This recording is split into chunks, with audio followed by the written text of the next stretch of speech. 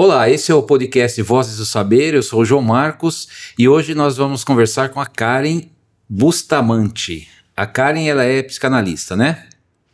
Exatamente. Isso, né? Sou psicanalista, eu tenho a minha abordagem em ansiedade, transtorno, mas meu foco principal é o luto. Tá, vamos conversar sobre isso então. Todo mundo passa por luto, né? Uma vez na vida, pelo menos. Exatamente. Né? E o luto vai muito mais além da morte. É, né? Exatamente. Então vamos descobrir isso aí já já. Bom, o podcast, ele é oferecido pelo Colégio Cognos, em Vargem Grande Paulista. O Colégio Cognos é um colégio com princípios e valores cristãos, utiliza sistema Mackenzie de ensino, que é um sistema desenvolvido pelo Instituto Presbiteriano Mackenzie, todo mundo conhece, né? São 150 anos de experiência na área educacional, de crianças até adultos. Então, uma bagagem de experiência muito grande. O Colégio Cognos tem inglês na modalidade bilíngue, então os alunos têm inglês todos os dias. Todos os dias da semana, todos os alunos têm uma aula de inglês com conversação, com vivências na língua. Então a possibilidade de aprendizagem da língua é muito maior do que o sistema tradicional, né? Além do que, existem aulas de robótica, a estrutura do colégio é muito boa, com laboratório, salas de multimídia, e o ambiente interno também é muito bom. Mas antes de falar do ambiente, deixa eu dizer uma outra coisa que o colégio tem, que é uma assessoria psicopedagógica. Então, isso não tem custo nenhum para os pais. Os alunos que têm dificuldades em aprendizagem ou algum outro tipo de dificuldade são encaminhados à psicopedagoga, que faz uma análise, um tratamento no colégio mesmo, e ajuda bastante, né? Porque é uma ferramenta bem poderosa aí para resolver uma série de problemas, né? E o que significa colégio com princípios e valores cristãos? Precisa de ser cristão para frequentar o colégio? Ou se você frequentar, você vai ser obrigado, ou seu filho, né, vai ser obrigado a se converter ao cristianismo? Não. Na verdade, é o ambiente que é um ambiente com princípios e valores cristãos. Ou seja, aqui dentro do colégio, porque o podcast é gravado dentro do colégio, o ambiente é um ambiente muito saudável. Então, a gente não tem incidência de brigas, bullying, por exemplo, que é um assunto aí muito falado nas escolas, não tem isso aqui dentro, porque se tem é tratado dentro da ótica cristã, né, do respeito, do amor ao próximo. Então não tem o costume do pessoal ficar falando palavrão, assédios, ideologias, etc. Então é um ambiente muito bom para você que está em idade escolar, ou para você que tem filho ou conhece alguém que tenha filho em idade escolar. O Colégio Cognos é um excelente ambiente de aprendizagem e de convivência. Nós também temos a Zione, que oferece o podcast. A Zione é que cuida de toda essa parte visual aqui do podcast, da captação das imagens, a edição, e também cuida de toda a parte de vídeos e mídias sociais do colégio. Então a Zione é uma equipe nova, dinâmica e que pode te ajudar bastante na sua área de mídias e etc. Bom, Karen, na verdade eu deveria ter dado isso aqui para você. Vou dar agora uma lembrancinha do podcast. Pode abrir. Opa! Vamos ver o que é que tem aí para você. Espero que você goste. Muito, muito. Isso, aí você bota na sua coleção dos seus podcasts. Com certeza, eu adoro meu chazinho, então, meu cappuccino. Né? Legal. Tá bom. Pode deixar ali no cantinho que o pessoal pega pra você. Obrigada. Bom, Karen, você então é psicanalista, certo? Isso. Psicanalista e psicólogo, qual que é a diferença? O que é um, o que é outro? Por que tem a psicanalista? Por que tem psicólogo? É legal isso. A diferença entre o psicólogo e o psicanalista. O psicanalista, ele trabalha muito mais a parte do inconsciente. Quem nunca ouviu falar de Freud, né? Então, sim, Freud explica. Então, a gente trabalha muito mais a história, eu cuido muito mais do passado, porque o que dá o gatilho, às vezes, no nosso presente, né? É um momento de ansiedade, às vezes a gente nem sabe que é uma coisa que aconteceu lá no passado, às vezes não é nem a nossa bagagem, é uma bagagem da nossa mãe, do nosso pai, né, de vó, de vô, que a gente vai trazendo isso pra gente sem a gente perceber. Então, às vezes acontece alguma coisa que a pessoa às vezes bloqueia quando é criança ou adolescente, e aí na fase adulta acontece alguma coisa. Então a pessoa, por exemplo, fica muito ansiosa e desconta na comida, E aí a gente vai fazendo todo um trabalho desse inconsciente para descobrir o porquê que a pessoa está descontando na comida. Então esse é o papel da psicanálise, trabalhar o inconsciente. Já a psicologia, ela trabalha muito mais o consciente, o momento, o que está acontecendo no presente. Então é ouvir. Mas os dois acabam trabalhando nesse mesmo pensamento de ouvir, de acolher, de entender, né, de trabalhar sobre isso. Então essa é a diferença principal. Tá, mas ambos são profissionais qualificados e tem curso de formação, tudo isso aí, né? Exatamente. Eu tenho a minha carteirinha, né, como psicanálise. Eu cheguei a fazer 2 anos de faculdade de psicologia. Não concluí por questão de que eu ia casar, e aí entre outras coisas, tranquei a faculdade, quis voltar. Só que aqui a gente mora em Vargem Grande, né? Então a gente tem esse quesito que tem que ir para outro lugar, né? Procurar. E faculdade de psicologia é presencial, né? Não tem como. Então, mas eu tenho vontade de voltar. Eu faço um outro curso também, que é para reforçar isso, que é mais cuidando da parte de ansiedade, um dos cursos que eu faço. E o outro curso que eu faço é sobre o luto. Tá. Né? Então, realmente, para me aprofundar nessa parte de atendimento com as pessoas. E é isso, a parte do luto e tudo acaba entrando um pouco mais a fundo na psicologia mesmo, né? Porque é o momento atual que a pessoa está vivendo. Todo mundo precisa de um profissional dessa área? Ou tem gente que é resolvido, sem problema, segue a vida? Não, todo mundo precisa. Aliás, eu passo também. Né? A gente precisa porque, assim, a gente tem a nossa rotina, a gente tem muita coisa que a gente gostaria de falar e às vezes a gente não tem com quem falar. E diferente de um psicólogo e um amigo, né? Eu vou tomar café com meu amigo, eu falo com ele e me sinto bem. O psicólogo ou o psicanalista, ele sabe conduzir o que é, na verdade, por trás daquilo. Porque não é só aquele momento. Tem algo por trás. Né? Então tem que ser feito um trabalho. Eu acho que todo mundo precisa passar por isso, né? A gente vê tanto atores, atrizes, né? Que você fala assim, nossa, a vida dela é perfeita. São pessoas que passam também, porque também tem os seus conflitos, né? Eu acho que sim, se todo mundo passasse, eu acho que todo mundo seria bem melhor. Né? E como é que a pessoa identifica, assim, que de repente ela tá precisando de alguém para conversar, vamos dizer?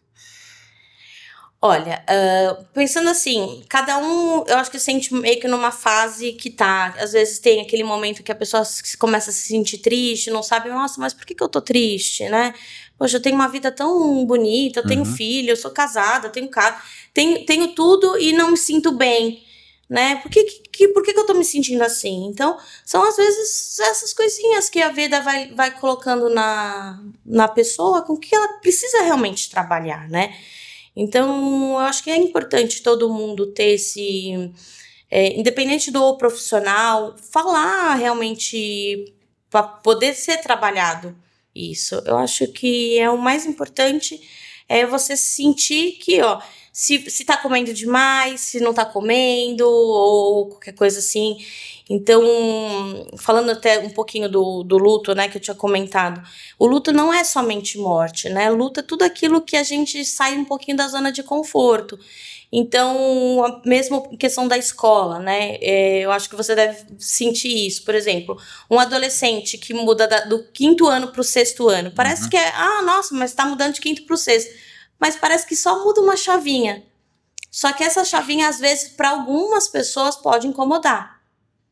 Porque já sai daquela fase de criança, assume outras responsabilidades. Então, às vezes, isso também é uma coisa que a pessoa pode vir a querer procurar uma ajuda para ver se realmente, por que tá sentindo aquilo. Uma criança de 17 para 18 anos que muda, né? Então, eu acho que tudo... Mas agora, assim, a vida segue, né? Todo mundo, a pessoa nasce, determinada idade ela vai para a escola, vai ter os desafios mesmo, não tem como, e um dia ela vai enfrentar o mercado de trabalho, eventualmente vai casar, vai ter filhos, tem os problemas dos filhos, dificuldades, desafios e tal, famílias, né? Você casa, você junta com uma pessoa, aí tem outras famílias, outras pessoas e amigos e etc e tal.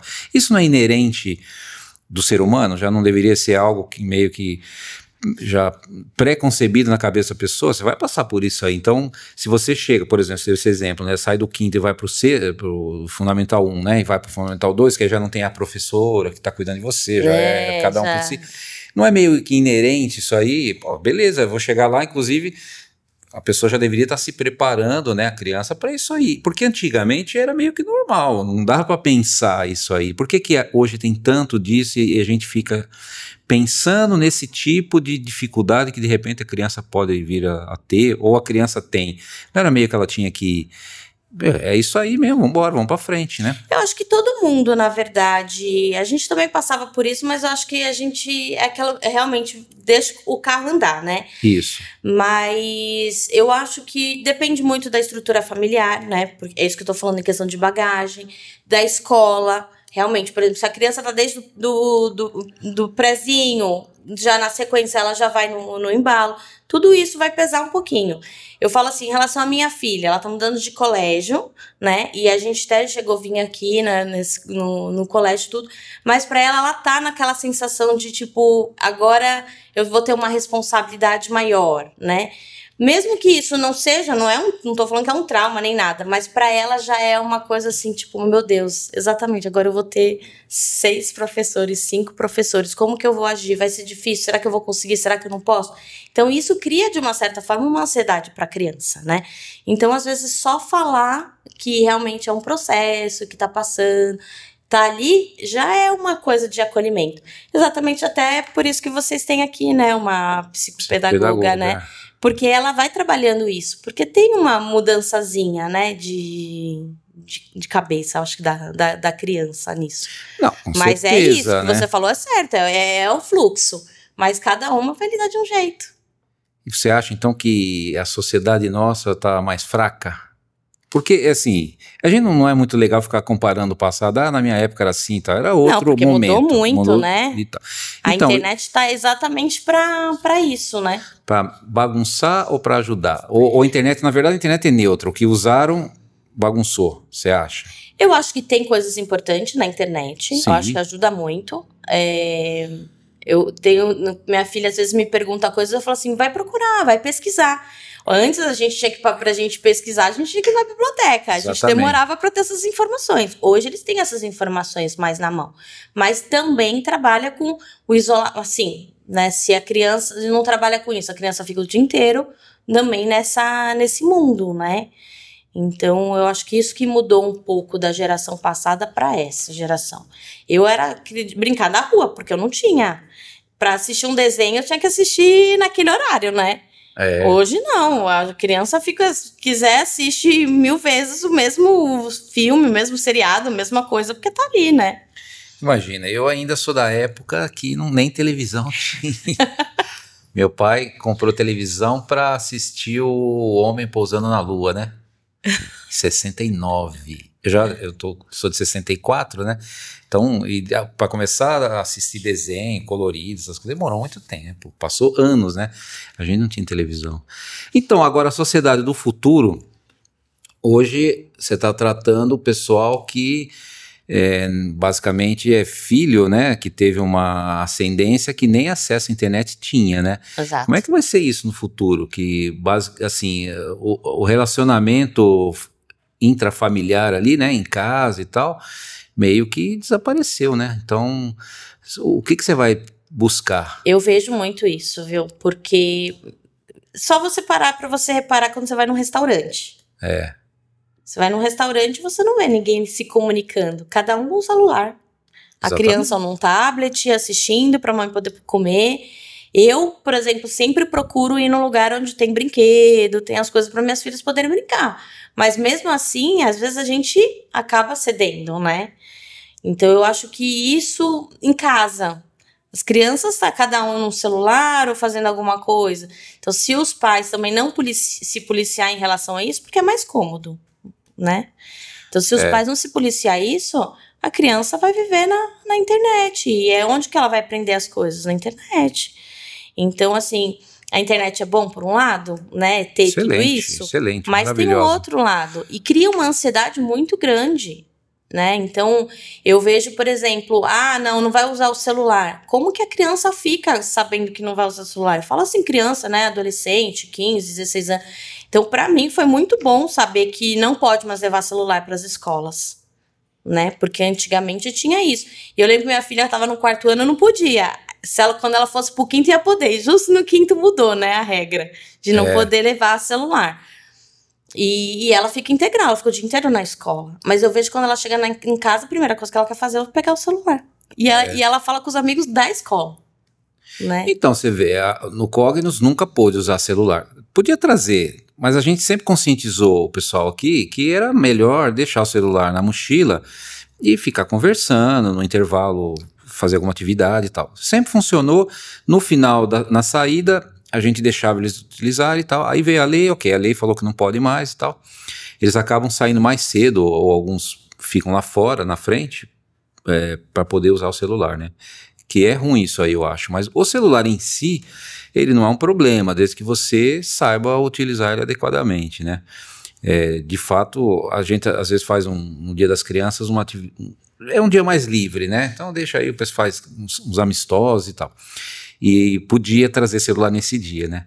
E aí o que o pessoal fazia? Onde achava uma tomada, tinha uns 3, 4 ali sentados em volta com o carregador, porque naquele dia podia usar o celular, que era justamente o que a gente queria evitar, proibindo o uso de celular, né? Melhor você conversar, bate um papo, sei lá, joga alguma coisa. Então tem o ping-pong, tem o pebolim e tal. Celular efetivamente não resolve. Mas eu acho que você vê então um futuro meio sombrio nessa área aí de comportamento, porque hoje tudo bem, você tá vendo as crianças ansiosas, dá o celularzinho lá, mas no futuro não vai, assim, quando ela estiver grande, não dá para resolver tudo com celular, né? Existe uma vida, se é que o pessoal vai casar e ter filho, né? Porque tá um problemaço aí de pouco nascimento, né? Então, as pessoas já não estão nem mais saindo para encontrar o seu par, né? Até procurando o seu par pela própria internet, né? A humanidade vai acabar, você acha? Será? Eu acho que acabar não. Eu acho que a inteligência artificial tá vindo também forte, né? Para tudo isso me assusta em relação que realmente muitos empregos ali também pode ser abalado. Mas ele é bom, a internet é bom, só que eu acho que tanto os pais quanto os filhos precisa ter um limite para isso. Precisa ter um limite para a internet. Precisa, mas você acha que alguém vai pôr? Não. Não vai. É, né? Isso que eu tô falando. A real é que vai continuar, né? Eu acho que... Eu não falo assim em casa também, né? Minha filha tem 10 anos, ela tem o celular dela. Né? Como ela estuda integral, fica uma boa parte do tempo sem. E eu tenho que ficar controlando, porque se deixar, esquece da vida, né? Você fala com a pessoa, parece que tá num outro lugar, não, né? Não é com a gente assim também? Então, e celular... eu falo assim, a gente também, eu vou fazer lá um arrozinho, né? Dá uma olhadinha, só vou dar uma olhadinha quando vejo já queimou o arroz, né? Pois é. Mas eu tento me policiar bastante por causa disso. Mas eu acho que a internet, a gente tá numa outra era, não adianta. Sim, a internet é muito bom, você vê o nosso podcast aqui, né? Excelente, se não tivesse internet... Como é que ia fazer podcast? Exatamente. Ia distribuir o podcast em DVD? Não, a gente tá numa outra era, não adianta, né? Não dá pra gente pensar voltar pro passado, porque não vai, e cada vez vai estar mais ainda, né? A gente vê até que a tecnologia tá aí, né? Pra isso, e é isso que eu tô falando, você pega um celular, dá pra pesquisar na hora ali, né? Então, o pessoal fala que algumas profissões vão ser extintas, né, no futuro, por causa da IA e tal, né? Eu acho que a sua profissão não vai ser extinta, pelo contrário. Ela precisa de muito profissional, viu? Sim. Não assim espero. Muito profissional na sua área. Precisa ter esse contato, né? Eu acho que a psicologia, a psicanálise, enfim, depois da pandemia, cresceu muito, né? Eu acho que tem muitas pessoas vindo da pandemia ainda com muitas dores. Eu mesma perdi, né, pessoas na pandemia. Meu sobrinho, por exemplo, ele adquiriu toque por causa disso, então ele lava a mão compulsivamente, passa álcool muitas vezes na mão exatamente por causa disso, porque ele acha que se ele pode pegar alguma coisa, ele pode morrer. Então, muitas crianças, elas desenvolveram isso, né, e tiveram perdas, né, então eu acho que psicanálise, a psicologia cresceu demais depois da pandemia. Agora, você falou um assunto interessante aí, o toque, né? Que ele tem lá por causa de lavar a mão e tudo mais, a higiene e tudo. Por que cria isso na pessoa? A pessoa antigamente estava normal, nem lavava a mão direito. Aí criou-se essa loucura aí, que tem que lavar a mão para tudo. Você pega na maçaneta, lava, você pega numa fruta, tem que lavar a fruta, prato, toalha, tudo que você faz tem que lavar a mão. E aí ele não consegue mais, sendo que nem tem... Claro, a higiene é sempre bom e tudo, hábitos que foram adquiridos é legal. Mas não precisa de tudo isso, né? Mesmo na época que tinha o problema, não precisava tanto. Como é que cria isso e por que a pessoa não consegue se livrar mais disso? O que aconteceu? Virou uma chave lá, perdeu uma conexão que não consegue, a pessoa cai na real e fala, acho que eu estou exagerando um pouco aqui, vamos voltar ao que era antes. O que acontece? Por que cria esse mecanismo que a pessoa não consegue mais e vira até uma doença? No caso, assim, o toque, ele é tudo aquilo que você faz uma repetição de algo, né? Então, por exemplo, tem gente que até por simpatia, né? Começa assim, eu não vejo o chinelo virado para baixo porque senão vai morrer. Ela cria numa questão de simpatia, mas se alguma coisa acontece com o chinelo virado para baixo, ela vai achar que foi culpa dela de ter deixado o chinelo virado para baixo, e aí ela vai criando coisas na cabeça dela, uma fantasia que se ela não fizer determinada coisa, algo pode acontecer, né? Pessoas que, por exemplo, voltam muitas vezes para trancar a porta, pessoas que olham muitas vezes se o fogão tá desligado, volta para casa para ver se tirou ou não o ferro da tomada. E não é que a pessoa faz isso uma vez, ela faz várias vezes, porque ela acha que algo pode acontecer. Então, ela começa a fazer um transtorno em relação a isso. No caso do meu sobrinho, eu perdi a minha mãe de Covid. Então, no que a gente fez toda uma análise, a gente acredita que ele acha que se ele não lavar a mão, ele vai morrer. Então, ele precisa lavar, ele tem a sensação de que a mão dele está contaminada o tempo todo. É tantas vezes que ele lava a mão sem perceber que a mão dele está descamando. Não, então, ok, eu até entendo, ok, você perdeu sua mãe, ele acha que se ele lavar a mão vai resolver alguma coisa, mas aí percebe-se que não é bem assim, calma, vamos explicar, não precisa disso, na verdade não foi por causa disso que a avó dele, né? Isso, faleceu e tudo mais. Ele não consegue mais, perdeu a capacidade de entender que não é assim, que isso aí é um negócio que calma, baixa, senta, vem cá, vamos explicar. Você precisa lavar a mão por causa disso, sua avó não faleceu exatamente por isso que está acontecendo, e se você não lavar a mão, tanto quanto você está lavando, não vai afetar tanto assim. Não consegue mais entender isso? Qual que é o mecanismo físico, enfim, que acontece na pessoa que ela simplesmente não consegue mais? Não, o toque não, ele chega a ser um transtorno que vai além. Você pode explicar 1000 vezes para a pessoa. Ele pode olhar as mãos e ver que isso está prejudicando ele em outro sentido. Porque ele lavar tantas vezes a mão pode até descamar e aí sim pode ser contaminado. Mas ele não consegue agir, porque o cérebro dele fica mandando a informação de que aquilo não tá certo, ele precisa lavar. Então, assim, ele não pega em nada que alguém usou o copo, alguma coisa assim.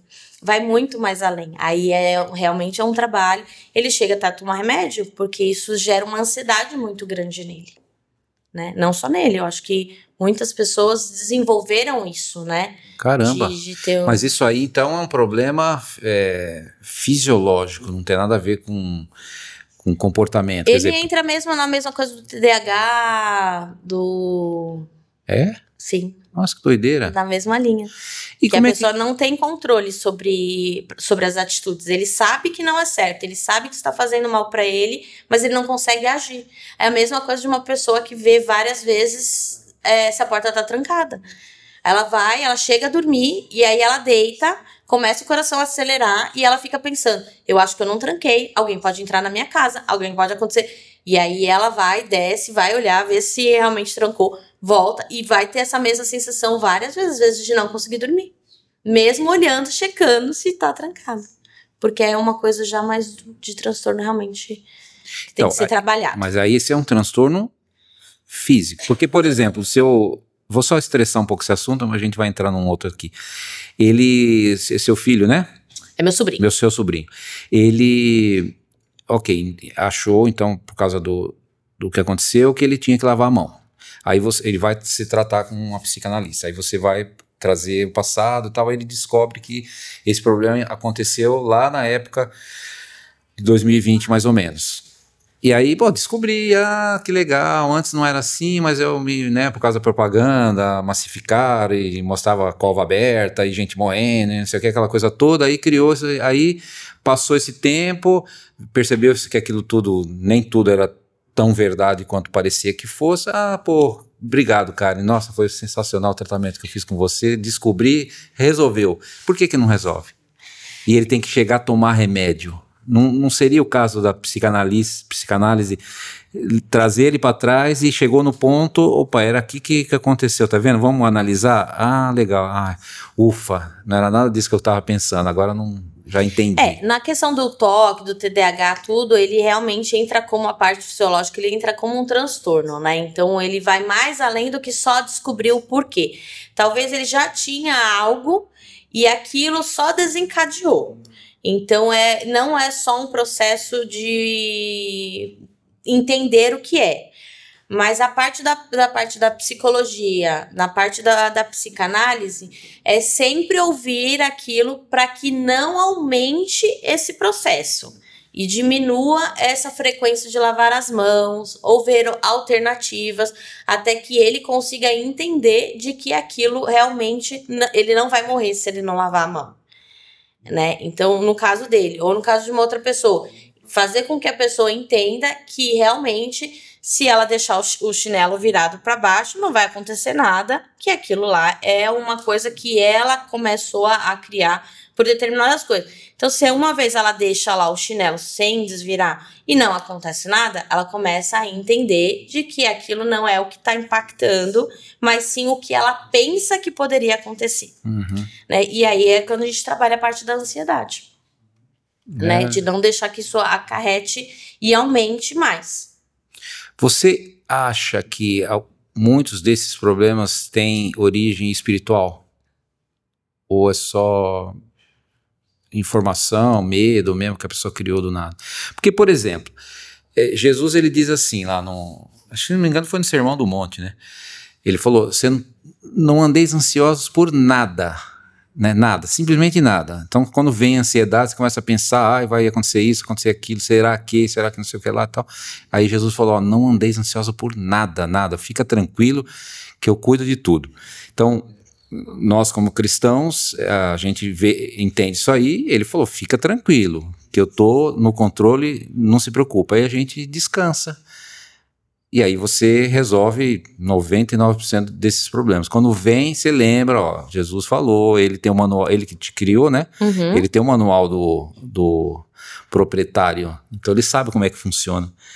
Você não acha que ajuda? Sim, eu acredito que sim. Mas eu acho que as pessoas, quando a gente para e pensa o que o passado ele nos ensina e o que o presente é o que a gente precisa viver e o futuro não nos pertence, né? Jesus fala exatamente isso, não nos pertence. Eu não consigo pensar, o que vai acontecer amanhã. Só que se eu ficar pensando no que vai acontecer amanhã, não vivo o meu presente, o que vai acontecer? Eu vou ficar ansiosa. Porque eu vou começar a criar o quê? Coisas que não está dentro do meu controle. Isso. E se a gente acredita que realmente está na mão de Deus e que Deus vai resolver as coisas, eu vou viver o presente e eu vou trabalhar minha ansiedade. E é uma das coisas que eu trabalho também no meu atendimento. Exatamente fazer com que a pessoa vivencie hoje, o presente.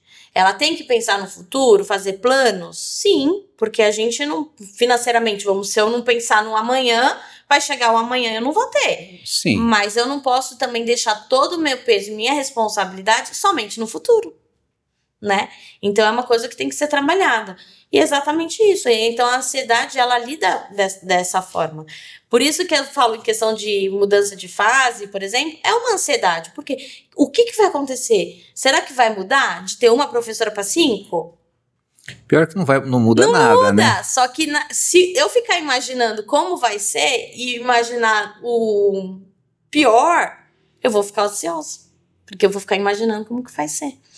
A ansiedade, ela é boa se a gente controlar isso. Porque eu não vou mentir, né? Porque hoje vim falar aqui com você, eu fiquei, meu Deus, e agora? O que eu vou falar? Como que vai ser? O que vai acontecer? O que vai acontecer, né? Então, é normal, né? A gente cria uma ansiedade. E é uma ansiedade que às vezes é uma ansiedade boa. Porque eu vou fazer o quê? Eu vou me preparar. O que eu vou, né? Eu vou estudar, vou trabalhar um pouco mais isso, né? Então, isso ele é importante. Só que a gente precisa aprender essa dosagem, né? Então, o que acontece? As pessoas hoje, até por causa da internet, tudo linkando tudo que a gente falou, as pessoas estão vivendo lá no futuro, né?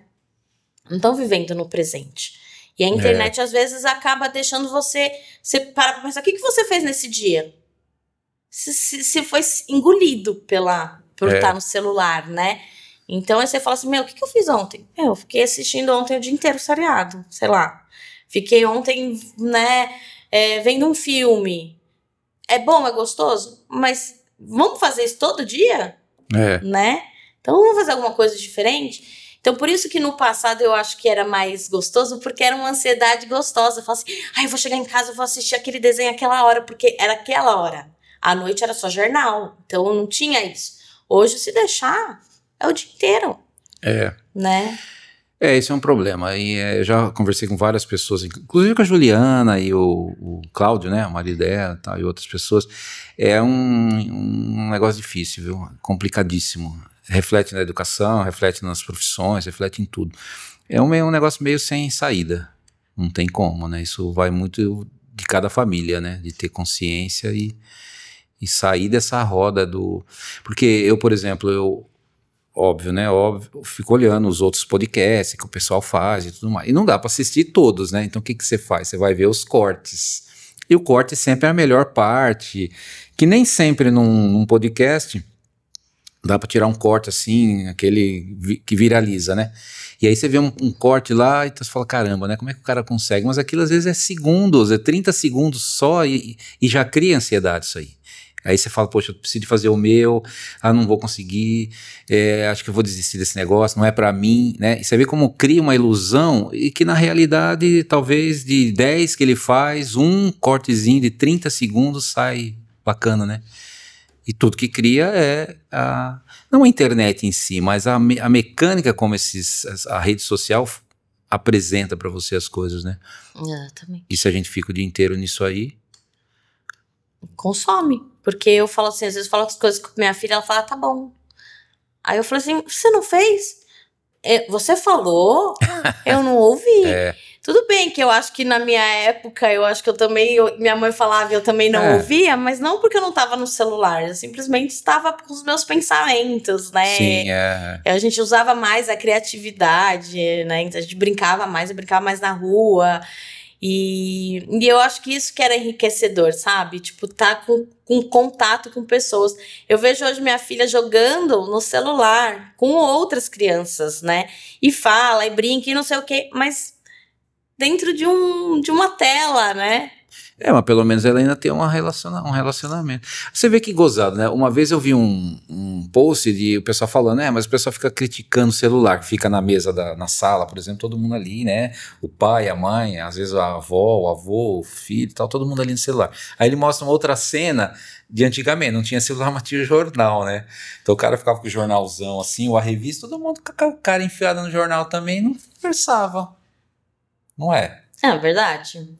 Só que tudo bem, ele estava lendo o negócio, demorava mais tempo, eu tinha que digerir tudo aquilo. Hoje é tudo muito rápido, 30 segundos, passou a mensagem, né, acho que nos 3 primeiros segundos, se você não captar a atenção da pessoa que está lá, a pessoa passa o post para frente, né?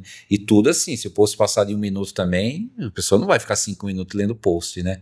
Mas o jornal ainda a gente lia, demorava para ler aquilo ali, mas não conversava do mesmo jeito. Né? As novelas, né? Também. Tinha as novelas, mas as novelas você ficava ansioso, porque você queria saber o que aconteceu. E parava naquele, você só ia saber no dia seguinte, né? Também, as cenas dos próximos Hoje não, capítulos. aí você começa a assistir um seriado ou uma novela mesmo, você vai, tipo, uma atrás da outra. Gozado que o seriado, ele deveria ser seriado, né? Eu sempre achei que as séries deveriam ser assim, ou eu sempre pego série atrasada, né? Porque toda vez que eu vou assistir qualquer série, já tá tudo lá, todas as temporadas, tudo bacana. E quando sai uma temporada também, já parece que sai todos os capítulos de uma vez, né? De uma vez. Então não é série. Devia ser que nem novela, né? Essa semana, agora vamos todo mundo esperar. Aí que a pessoa fala assim, não, vou fazer a série, vou maratonar. Mas você assiste tudo, né? Não tem série que você espera. Você assiste hoje, tem que esperar a semana que vem. Não tem, né? A série já sai tudo de uma vez, né? Normalmente já manda tudo de uma vez. Aí você maratona, você fica o dia inteiro assistindo a série. É verdade, né? Então é assim mesmo o esquema, né? Bom, vamos falar aqui então sobre o luto, vai. Luto, você falou inclusive aqui que luto não é só morte, né? A pessoa morreu alguém, você tá de luto. Que também é uma outra coisa bem interessante, né? Que eu acho que com exceção de filho, né? Porque você jamais imagina que seu filho vá morrer antes de você, certo? Certo. Você sempre imagina que você nem vai ver a morte do seu filho. Esse aí deve ser um negócio terrível para tratar. Depois você fala até se você já tratou isso aí também. Mas a morte em si também não deveria ser um negócio natural? Todo mundo vai morrer um dia, ou alguém não morre? Não. Todo mundo morre, né? Mas assim... Só teve um que não morreu, né? Só um, só. Enoque, né? Quem que você falou? Não, Jesus não morreu. Não, ressuscitou. Não, ele ressuscitou, mas ele morreu. Morreu, ressuscitou, tá vivo, né? Mas teve sim Enoque, né? Enoque, lá em Gênesis, se você for lá ler, diz lá que Enoque andou com Deus e Deus se agradou tanto dele que ele não viu a morte, né? Deus tomou para si. E tem Elias também, né? Elias subiu num redemoinho de fogo, também não passou pela morte. Não sei. Mas o resto tudo passa pela morte, enfim. Todo mundo passa pela morte. E aí? Todo mundo sabe que vai nascer e todo mundo sabe que algum dia vai morrer. Mas quando a gente perde uma pessoa, independente, mesmo quando a pessoa tá doente, é um processo que a pessoa tem que passar pelo luto, né? E todo mundo acha que tenho 5 fases, vai passar e vai ser tudo maravilhoso, né? Quais são as fases? A pessoa fala que vai ter a parte da negação, que acredita que não aconteceu, que é normal, a pessoa realmente vai ter esse período, depois ela vai achar Sim, mas dura pouco, né? Então, cada minha mãe morreu. Ai, caramba, não morreu nada. É mentira, eu vou lá ver. Aí chego lá, minha mãe tá lá morta. Passou já a negação, né? Não, mesmo depois. Porque a pessoa às vezes tem aquela sensação assim, você não mora com a sua mãe. Minha mãe tá lá. Aí acontece alguma coisa e fala, putz, minha mãe não tá. Né? Então ela tem aquela sensação de que a pessoa não tá ali. Então é um processo. Então, você comentou comigo, né?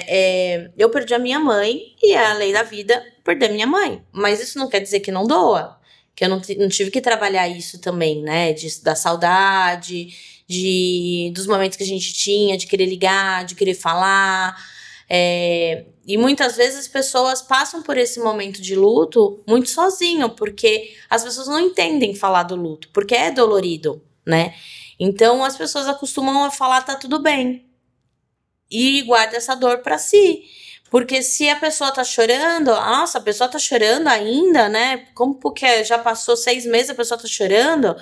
Ou se a pessoa tá saindo pra se divertir, nossa, passou 6 meses, a pessoa tá saindo pra se divertir. Então as pessoas têm questão de julgar, né? E só quem passa que entende aquilo que tá doendo.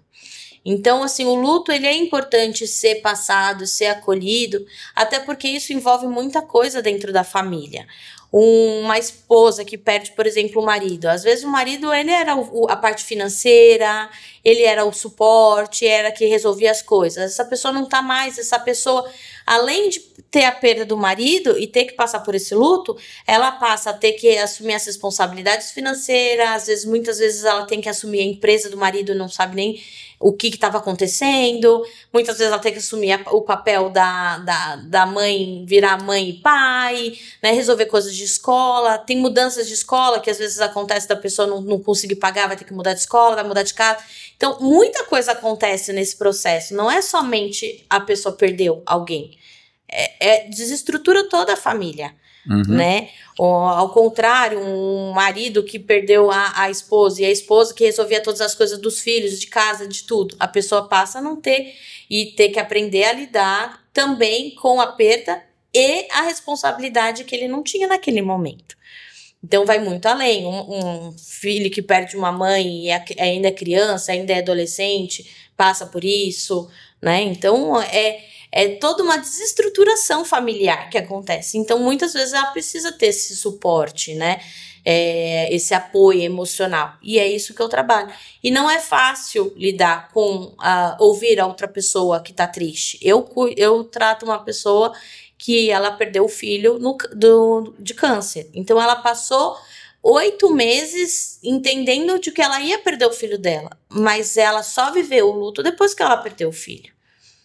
Né? Então foram 8 meses de sofrimento, porém ela teve que trabalhar isso pós a perda do filho.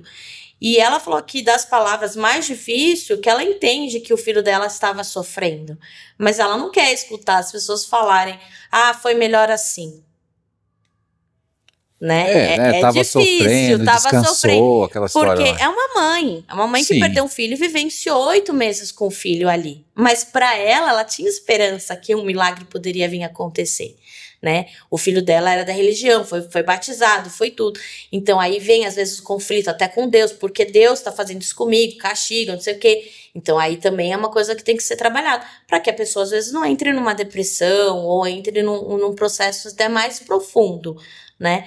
Então o meu trabalho é exatamente isso, tentar trabalhar todas essas pontas do luto, não somente a perda da pessoa, a desestruturação que acontece familiar, né? Então para ela, por exemplo, ela ficou 8 meses, ela saiu do trabalho para poder ficar com o filho, né? Ela teve que gastar dinheiro, muito dinheiro, então depois que aconteceu tudo aquilo, ela teve que se reestruturar e ressignificar para poder procurar um novo emprego, né? Mesmo com a dor do filho. Então ela teve que sair, ela tem uma outra filha, como que ela vai lidar com aquela filha? Então muita coisa acontece depois que a gente tem essa perda. Então esse é meu principal trabalho, assim, sabe? Fazer com que a pessoa consiga ter motivo de ressignificar e dar continuidade. E o luto, ele é eterno, a saudade é eterna, né? Sim. Só que a gente aprende a trabalhar e a conviver com essa dor, né? Você falou das 5 fases, né? Uma é a negação. A outra? A raiva. Tá. A gente também fica... Me fugiu agora, barganhando, né? Querendo, tipo, negociar meio que com aquela dor, né? E no final ele fala que a aceitação, né? Mas esse não tem uma ordem para que isso aconteça e não tem um prazo que isso aconteça. Então as pessoas às vezes se prendem a isso achando que vai melhorar. E não, né? É todo um processo. Então, por exemplo, uma mãe que ia sempre com o filho no supermercado. Para ela ir no supermercado depois da perda do filho é difícil. Então, ela tem que ir repetir várias vezes aquilo para ela ver que aquilo, ela tem novas memórias daquilo, né? Uma data, por exemplo, uma data de falecimento. Eu falo muito que não se prender nessa data de tristeza. Então, fazer alguma coisa diferente nessa data.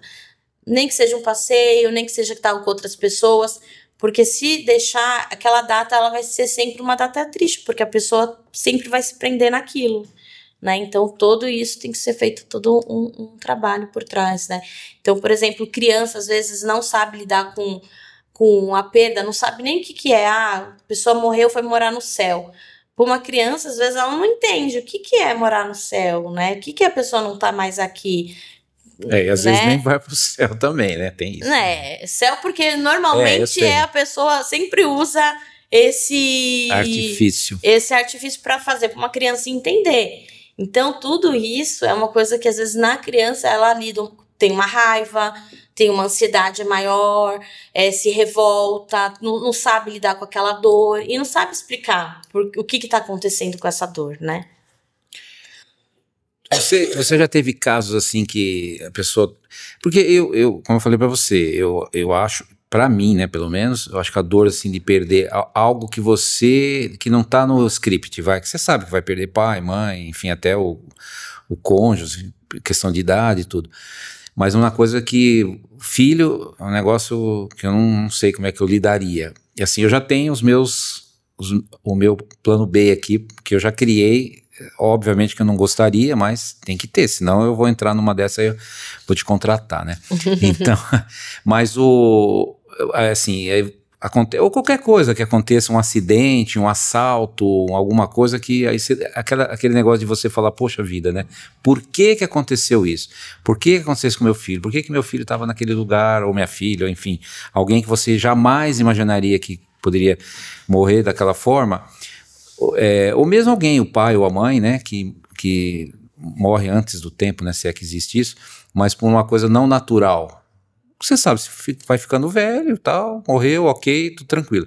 Mas quando morre por alguma coisa fora do controle natural, como é que trata isso daí? Então, independente da dor, uma mãe que perdeu um filho, por exemplo, de um assassinato. Isso. Né? O ladrão entrou em casa e Exato. Aí ela, enfim, pegou a criança e já era. Com a pessoa, a gente tem que trabalhar porque o primeiro processo, a pessoa vai se sentir culpada. Isto. Então, a gente tem que trabalhar com que ela possa falar sobre aquilo, porque a culpa, normal, a gente já se culpa por tudo. E tem coisas que a gente não resolve. Se a gente tivesse feito, já foi, já passou, já não tem mais como a gente resolver. Mas ouvir, entender, mostrar pra ela que aquilo não estava dentro da mão dela. Eu não gosto muito de falar de religião dentro do meu atendimento, mas a religião ajuda muito. Então eu gosto de entender todas as religiões, né? Então você acabou de falar, por exemplo, nem sempre vai pro céu. Então, cada religião, ela tem acredita, assim, em alguma coisa, né? E a religião, nesse processo, ajuda muito também.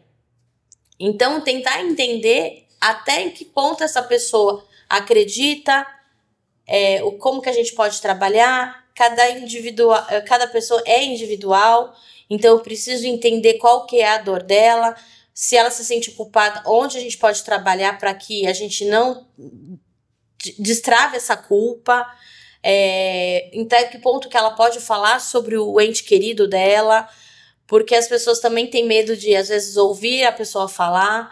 Então, quando a gente começa a falar, a gente não se sente julgado por tá bem, ou por não tá, ou por qualquer coisa assim, isso também a gente vai aliviando, porque é uma coisa, é um processo, perder alguém, mas todo mundo que perder alguém vai sentir essa dor. E outra coisa, como você mesmo falou, meu maior medo, eu perdi minha mãe, eu sei quanto que eu sofri por perder a minha mãe, e eu sei que é a lei da vida, e eu sofri muito. Eu não consigo nem imaginar perder minhas filhas. E posso me preparar de 1000 maneiras. Posso trabalhar com isso e ouvir muitas mães falar. Mas cada um vai lidar com a dor de uma forma diferente. Na hora que a gente vai ver, né? Não tem como. Por exemplo, essa mãe mesmo, ela sabia que o filho dela poderia não voltar. Mas mesmo assim ela se prendeu a uma esperança de que poderia acontecer algo e ele melhorasse, né? Então, a gente só vive o luto depois que a gente perde. Exato. E eu só vou poder trabalhar com a pessoa depois que acontecer. Porque eu preciso ouvir qual que é a dor dela, né? O porquê. Eu preciso trabalhar a culpa que ela tá sentindo, eu preciso trabalhar a dor, eu preciso tirar ela. O mais importante é não entrar numa depressão, porque o processo todo mundo vai passar, né? Sim. E assim, todo mundo vai sentir a dor e vai sentir pro resto da vida. Tem momentos que eu choro ainda, mas eu não posso deixar que tudo isso seja, porque eu preciso continuar vivendo, né? Eu tenho aqui a minha missão, então eu vou continuar vivendo. Mas eu não posso nem ficar o dia inteiro na minha casa e também não posso ficar saindo toda feliz pro resto da minha vida. Eu tenho que ter essa oscilação, né? E isso é importante, ter essa montanha-russa de sentimento, de estar bem, de não estar. Esse é um processo. E se tá acontecendo isso, é que tá certo. O que não pode é ser uma coisa só. Eu tá feliz o tempo todo, tá tudo bem, foi embora, era pra ser assim e tá tudo bem. Não. Só que também cada um lida de um jeito, né?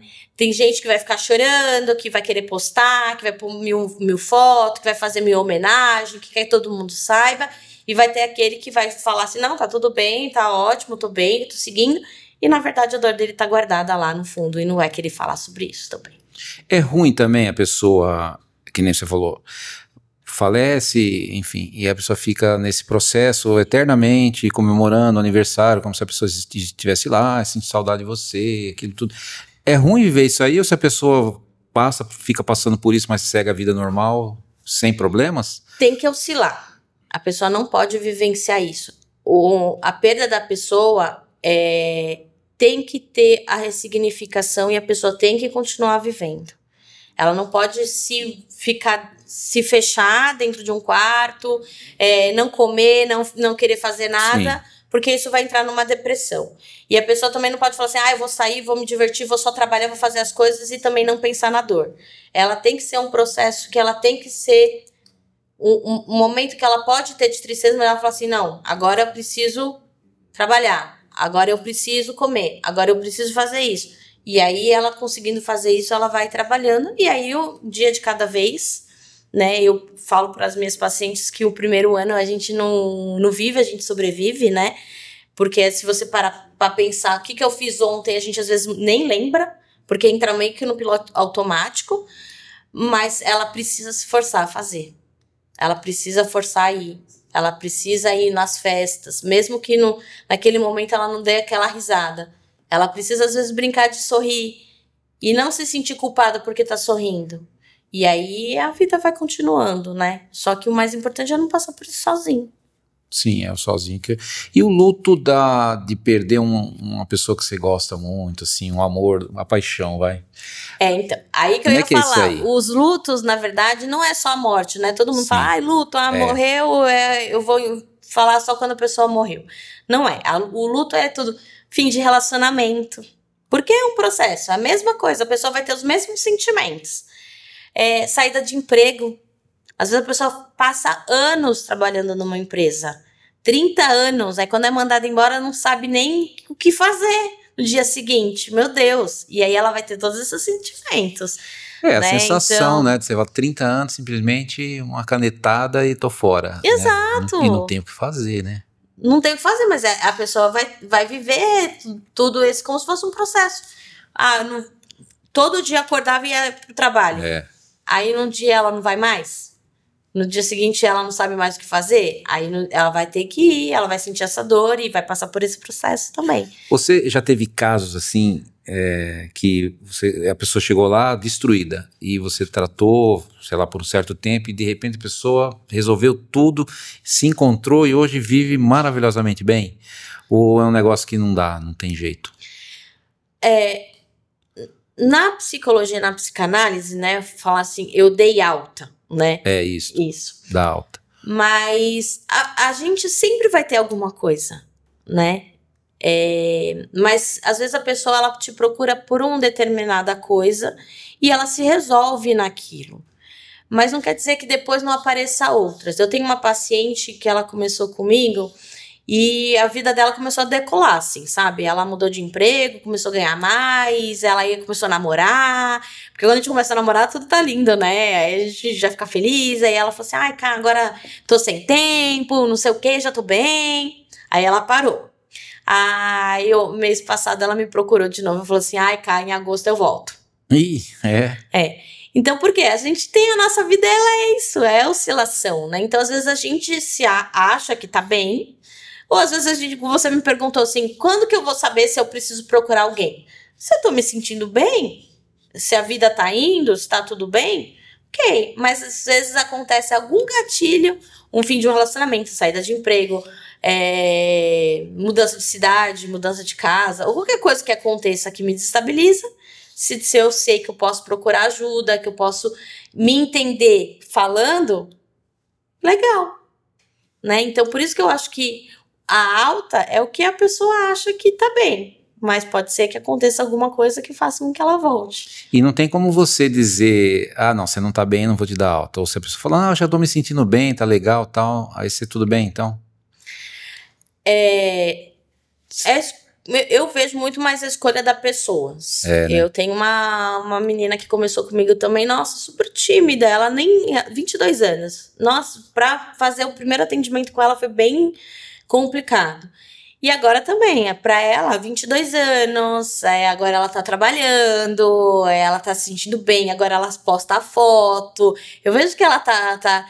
E aí os nossos atendimentos já começou assim, ela já não querer falar muita coisa, já começou a ficando meio que esfriando, digamos assim. E ela falou assim, eu quero parar um pouco. Eu entendi. Tem gente que muda de fazer por semana de 15 em 15, né, pra ter só realmente aquela forcinha pra continuar o mês. Então, cada um vai sentindo. E tem gente, você já, assim, a pessoa vai lá e conta coisas escabrosas pra você? Ah, sim. Claro, você não vai falar, mas tem. Tem. A pessoa precisa de falar, contar e tal. Tem. Assim, não colocando, mas eu tenho uma pessoa que passa comigo porque ela joga. Joga muito celular, essas coisas, esses joguinhos, mas ela já perdeu muito dinheiro e isso afetou o relacionamento dela por causa disso. De pesquisar, de conversar com a pessoa e a gente chegar em pontos de ter abuso. Né? E isso acarretar em coisas agora, né? E nunca ter contado pra ninguém. Já que você mencionou esse assunto de abuso, né? Criança que sofre abuso na infância, enfim, aí descobre, né? Aí isso aí deve causar uma raiva, um ódio imenso dentro da pessoa. Isso prejudica depois o que exatamente? Ela não consegue ver uma outra pessoa, vai achar que está sempre abusando, não consegue superar isso, ou ela não consegue perdoar a pessoa que cometeu o abuso. Como é que ela trata isso aí? E o que afeta na vida da pessoa? Então, às vezes a pessoa nem sabe, né? Que as coisas que acontecem hoje é por causa do abuso. Então aí, né, a gente faz esse resgate. Muitos se culpam por causa disso, acham que foi culpada, então não quer mostrar quem que é essa pessoa, tipo, tem vergonha, então às vezes desconta na comida porque não quer chamar atenção. Uma das pessoas que sofreu abuso, ela tinha um transtorno alimentar. Ela comia pra tampar isso, e ela mas não resolve, certo? Vai resolver. A pessoa acha que resolve porque, beleza, vou comer e... que legal, isso aí não foi nada. O de comer é porque a pessoa ela sente um vazio. Então ela come como se ela tivesse a sensação de estar sendo preenchido algo. Só que ao mesmo tempo que depois ela come, ela se sente culpada porque comeu. Mas beleza, aí ela comeu, ok, aí, enfim, se sentiu culpada, então causou um outro problema. Aí ela vai comer de novo, sendo que ela vai sentir a mesma coisa? Ela não percebe que faz isso. Ela não percebe, ela tipo passa por algum processo que dá um gatilho na cabeça e ela acha que... Aí ela começa a comer sem perceber que ela tá comendo. Porque ela quer preencher algo. Mas ela não sabe exatamente o que é. Aí ela consulta você e aí você vai puxando para trás. Isso. Então... Nesse caso foi isso. A gente foi trabalhando, estudando todo o passado. Depois que a gente chegou nesse ponto, e aí ela começou a entender de que ela fazia isso também porque ela não queria chamar atenção, porque ela acabava sendo um pouco mais, né, gordinha, para não chamar atenção de nenhum homem. E nesse caso, ela não queria ter contatos com homem. Ela começou a namorar com mulheres. Tá. Porque ela não queria ter... Ela não entendia o porquê disso, mas pra ela era... E depois desse trabalho, ela até começou a gostar de... Voltou a namorar com homem. Então, às vezes... Mas cada um vai lidar de um jeito. Eu não estou falando... Esse é um caso.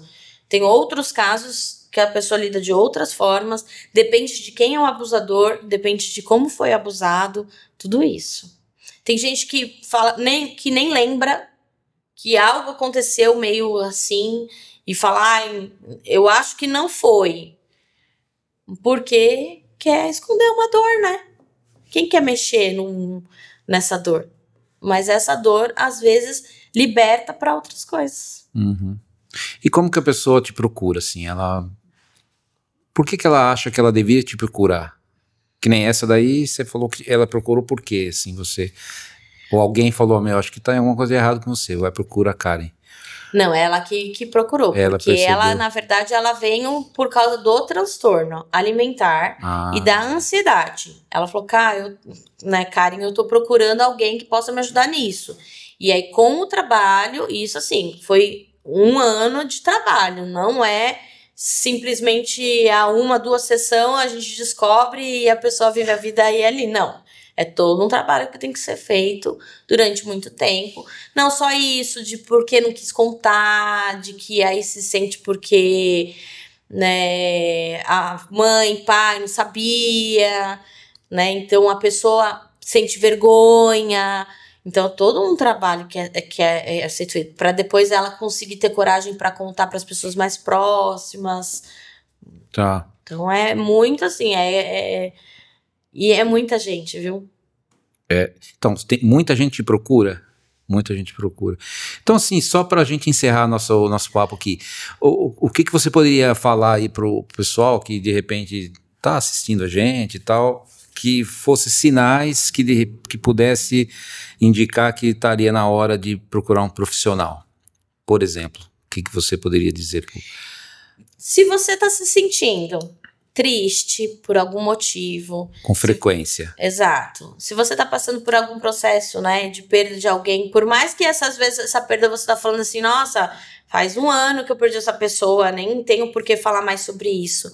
Mas se sente que aqueles momentos, né, de tristeza e não sabe lidar, ou quer conversar com alguém sobre isso, se terminou um relacionamento, né, que a gente acabou de comentar aí, que é uma coisa que a gente pode conversar também.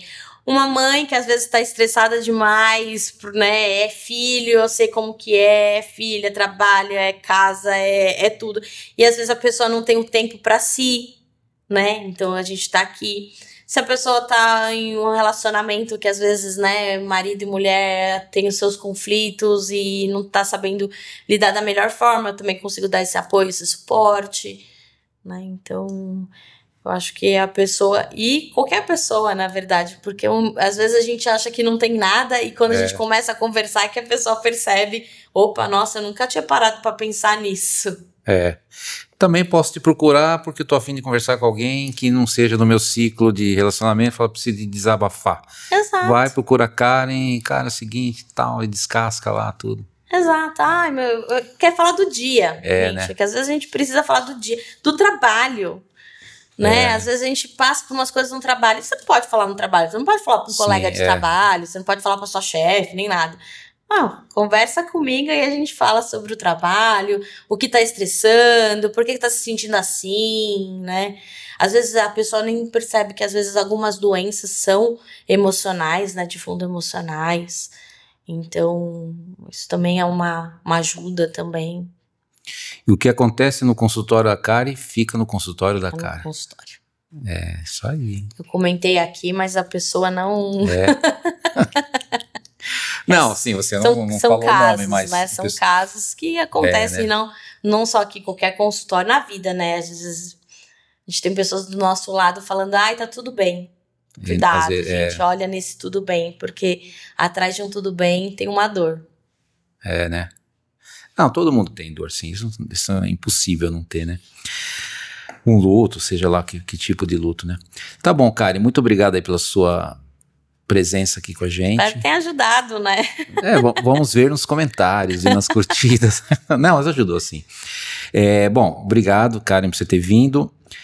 Você que nos assistiu, muito obrigado pela sua assistência. Lembre-se de curtir o nosso episódio. Se você gostou, curta, né? Se não gostou também, descurta, né? Ou não curta, ou diz que você não gostou, e nos comentários você pode colocar aí o que não te agradou e como é que a gente pode melhorar, tá? Compartilhe esse vídeo e se inscreva no canal, caso ainda você não seja inscrito. Muito obrigado, até o próximo episódio.